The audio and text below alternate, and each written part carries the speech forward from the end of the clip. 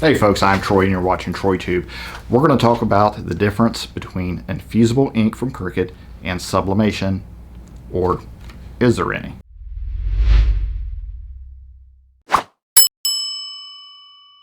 Well, first let's talk about what sublimation is. So sublimation, if you boil it down real simple, it is printing with a special ink onto a special paper and heat pressing that onto a special item. Now that special item might not necessarily be so special. It can be a white polyester shirt or a light colored polyester garment, or a garment that has, the general rule of thumb is that it needs to be at least 65% polyester or more. The less polyester it has, the more it's going to wash out, literally wash out in the wash and just kind of leave a stain. If you press it onto a cotton shirt that's 100% cotton, you'll see it transfer, but then after you wash it once or twice, it's just going to kind of leave behind a stain on the garment. So, and then when you're pressing it onto another object, like a hard surface, like a coaster or a ceramic mug or something like that, those have a sublimation coating on them. And that sublimation coating has polyester in it. So when you press it, it has to be pressed hot. Typically, 380 to 400 degrees Fahrenheit, and for time, it's on the very low end, 30 to 45 seconds, and sometimes several minutes for certain objects like ceramic mugs. And when you press it, the heat does a couple things. One, it opens up kind of the pores of the polyester fibers, and it allows the ink, which turns to gas, to enter those and bond to the polyester, and when it cools, it's really kind of sealed in. So it's dyed, so the garment is dyed. It's not going to wash out. It's the ink isn't UV safe. You can get items like a lot of the blanks that we sell from Unisub all have a coating that helps protect UV. But if I were to heat press a polyester garment, lay it out in the sun for a few days, it's going to fade. But if you ever touched it or held it, it's in the garment or it's in the surface. It's microwave safe, dishwasher safe. So if you've done a ceramic mug, you don't have to worry about that. And as opposed to other methods like vinyl or heat transfer vinyl, you can't feel it on the surface. Vinyl, every decoration method has its ups and downs. Okay, so vinyl, you can peel it off. It might melt if you get it really hot. Heat transfer vinyl can peel or crack, or maybe it doesn't stretch, it puckers when you stretch the garment. Everything has its pros and cons, but those are also pretty inexpensive and easy to make custom items, and they really do last if they're taken care of and applied properly. So a garment that has a shirt that has HTV on it, if it's applied properly and cared for properly, and it's just even a decent quality product, it'll outlast the garment itself. So there's some give and take with each one of them. The give with sublimation and Infusible Ink both is that you need to have it on a white or light colored item so that you have, because there's no opacity. Opacity is that white layer to allow the colors to be bright. So if you press something in pink, sublimation, onto a black shirt, you're not really going to see it. It's just going to overtake it and be translucent, and you're just going to see the garment for the most part. You might see where the ink is. It looks like a stain or something, but that's about all you're going to see. In fact, when screen printers do screen prints on garments that are not white, the first thing they do is they put down a layer of white ink for the design so that they can put the other inks on top of that and maintain the brightness. So opacity is the downfall, or the obstacle when it comes to sublimation and Infusible Ink.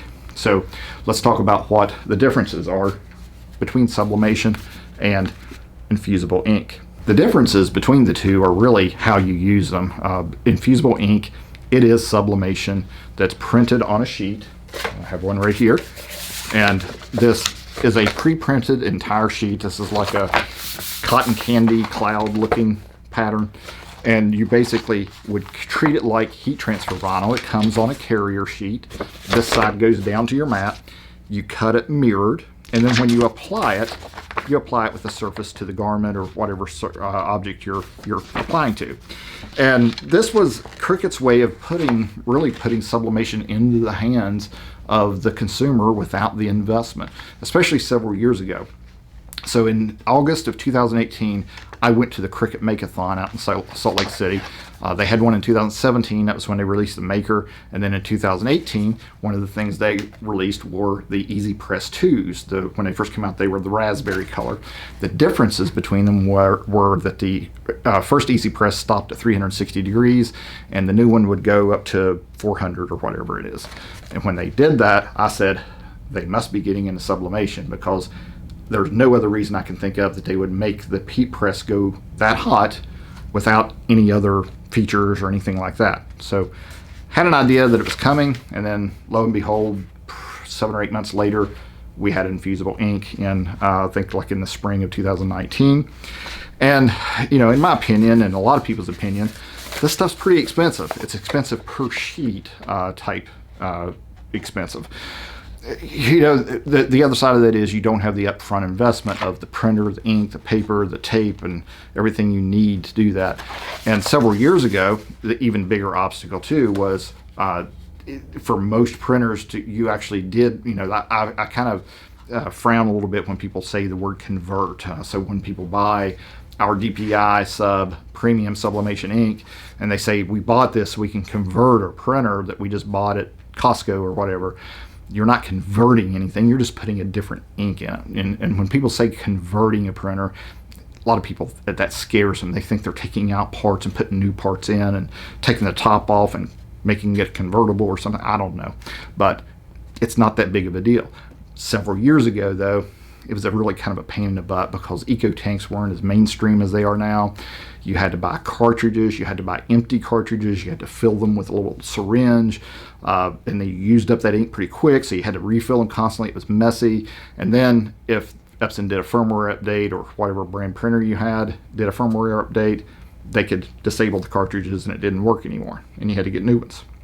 So that was a real pain in the butt several years ago to do sublimation if you weren't buying a commercial sawgrass printer or something like that, and then you were into a lot more expense to do it.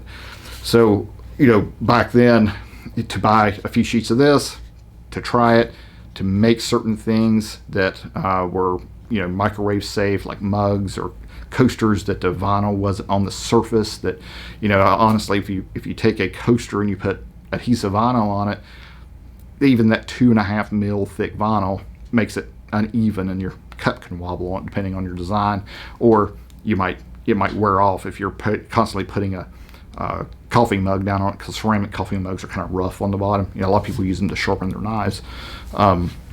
So there's some different things, different reasons you might not want to do that. Now with Infusible Ink, like I said, you treat it like heat transfer vinyl and you cut it mirrored, and then after you're cut, you kind of roll it like I show you here in this video, and you crack along those cuts, and then you weed away the excess, and it leaves behind a patterned cut of the transfer sheet. And then you press it, and wherever that ink is what's going to transfer to your item. So when you're weeding Infusible Ink, a couple of things I want to point out is, one, be careful not to scratch the surface of the part you're going to press and transfer. If you get a white mark in it from scratching it with your weeding tool or something, it's probably going to leave a white line on your item when you press it, because the ink is what has to transfer.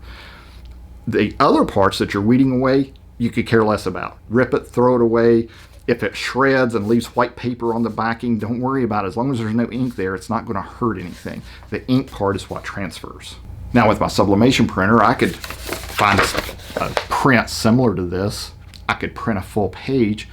I could take a carrier sheet, maybe a full carrier sheet where I've pressed a heat transfer design and peeled it off, or maybe if I have just straight up heat transfer masks for my printable heat transfer vinyl, I could print a sheet, put it on that, cut it like Infusible Ink, weed it and everything, but that's a waste. If you have a sublimation printer, you don't need to do all that. For example, in that video, I just showed you me weeding away the Infusible Ink for our for our bulk vinyl logo. If I was doing it in sublimation, I would just print that as is. Everything that's around it, that's on the paper, doesn't transfer. You only transfer where it prints. So if you have a sublimation printer, unless you want this specific pattern for a reason, in my opinion, there's no reason to have infusible ink. The blanks are interchangeable. So let's say if you have, you need to make a mug and you don't have any sublimation ceramic mugs, you run out to Michael's or wherever, you pick up a Cricut mug. They're maybe a little more expensive or whatever, but you can sublimate onto them. You can use infusible ink to sublimate onto sublimation blanks. So someone the other day, one of our affiliates, Amy, used infusible ink and applied it to the sparkle earrings that we sell that are sublimation. So the two are interchangeable as far as what you can apply them to and everything. It's just how you use it that's a little bit different. And like I said, I think Cricut did a good job of getting us in the hands of everybody with minimal expense compared to the investment to get started in sublimation. But I think times have changed and that's a lot different now. It's a lot better quality, especially with our premium inks that's designed for the Epson printers. One of the big fears for a long time was that if you didn't do it enough, your printer just clogged up and you were just constantly battling the printer being clogged.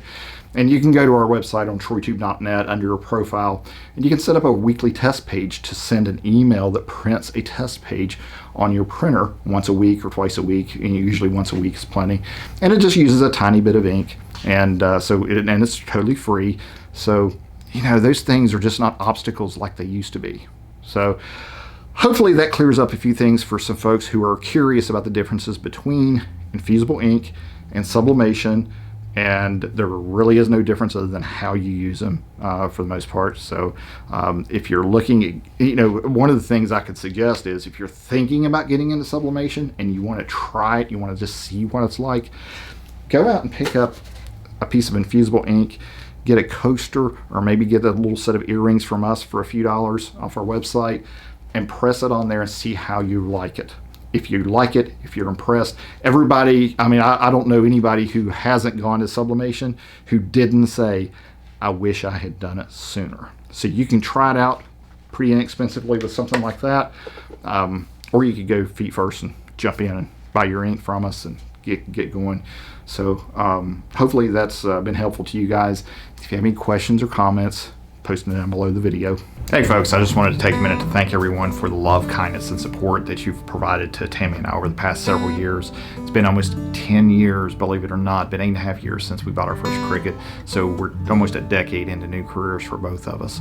So when you buy great products like Orcal 651, Thermoflex heat transfer vinyl, DPI sub, premium sublimation ink, blanks, any of those things that you buy from our site help support us and our employees' families.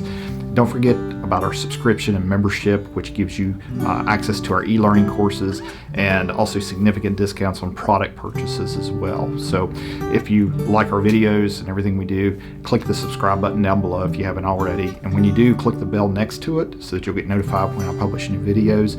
And then in the video description, there's also links to all of our Facebook groups, our Facebook pages. So joining those groups, liking our pages, leaving us reviews helps us out immensely. And we thoroughly enjoy every minute of this journey along this path with you to bring love, kindness, and hope to the world using your crafting hobby or small business, whether it's been in person, on the phone, or through social media.